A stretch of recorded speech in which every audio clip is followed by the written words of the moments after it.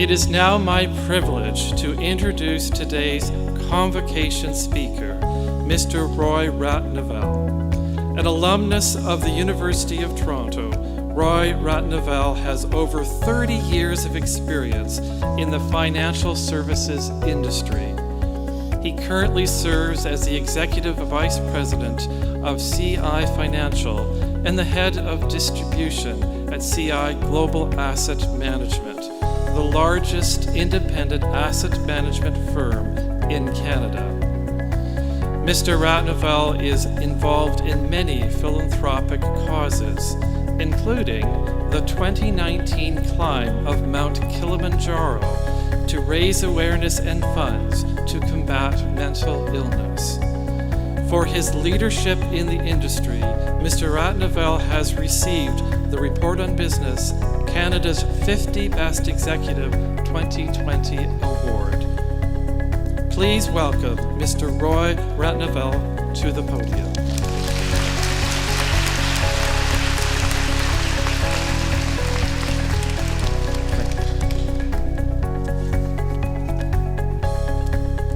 Thank you for that introduction. So wonderful sounding. I'd like to meet that guy. Good morning and thank you. I'm honored to be with you today at your convocation from one of the finest universities in the world. Congratulations, graduates. Today is a great day. It's a day to celebrate with your families and friends. While joining you on this joyous occasion, I want to talk about 3 stages of my life and what I learned from them. Just 3 stages: traumatized, transformed, and triumphed. First stage, traumatized, fighting through adversity. In 1987, at the age of 17, I was a political prisoner. After being tortured badly, I remember thinking in life that sometimes we find ourselves in situations we could never envision being in. I was in one of those situations, in prison, with my right bicep cut open, bleeding badly, alone.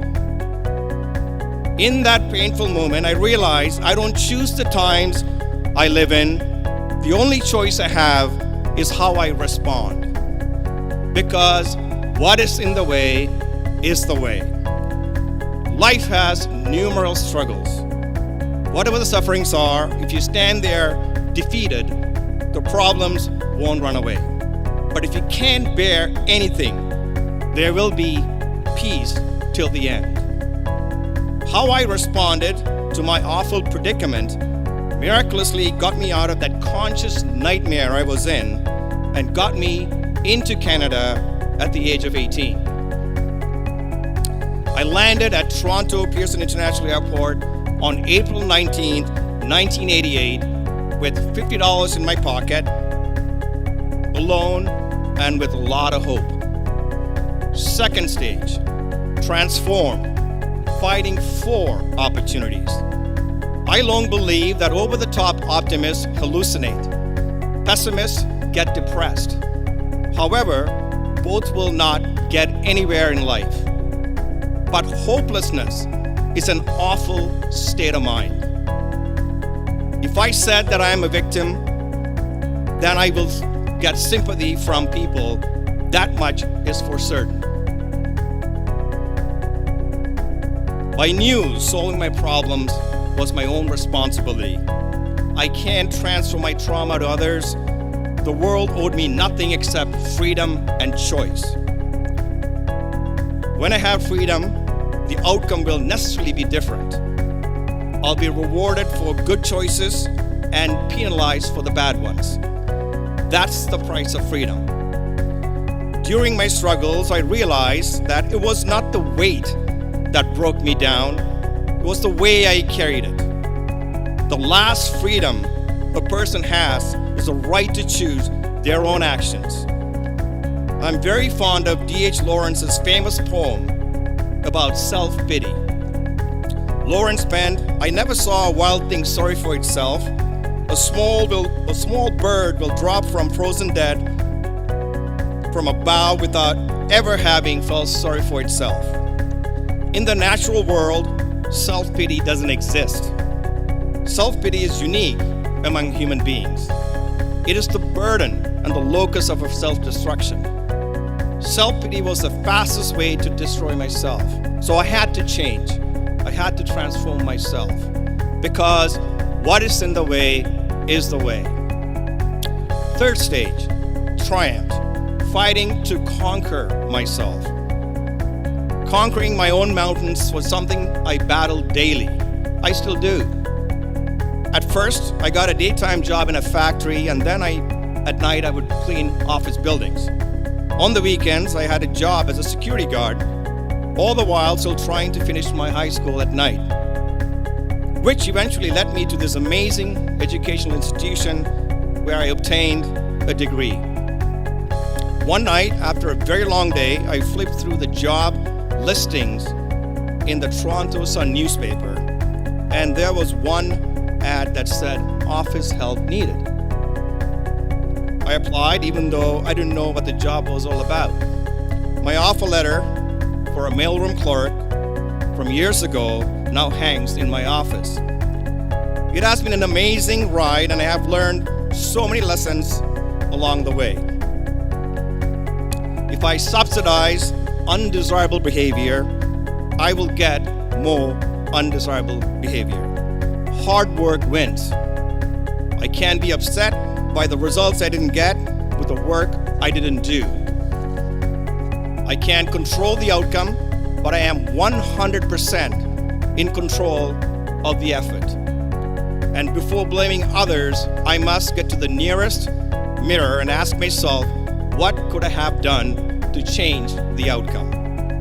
Graduates, please do not, I repeat, please do not tacitly relinquish responsibility for your welfare to someone else. If you do that, you may be the last one to know the potential changes that will impact your life. Hubris kills careers, companies, and countries. In life, we never know if you are at the peak or the trough. The only solution to stay humble and hungry, always outwork everyone and everything, and learn, grow, and evolve every day. Though the past events are unchangeable, they can serve as an important lesson in overcoming the struggles of life to strive for a better future. We are all worthy of a life we desire, but it can only happen if we exhibit the right behavior and mindset. Be like that bird. Have no self-pity. Stand up proudly with a stiffer spine as you're about to draw a bow. Don't go home defeated while pitying yourself, because opportunities are never lost, but someone will take the ones you miss. When you get out there in the world, sometimes you have to deal with mean, difficult, and unreasonable people. But it doesn't fundamentally make a huge impact on your ability to make a difference and make a positive impact in this world. Humanity has no better path forward than to accept this fact with humility. If life handed you bad cards, shuffle the pack and pick another set of cards.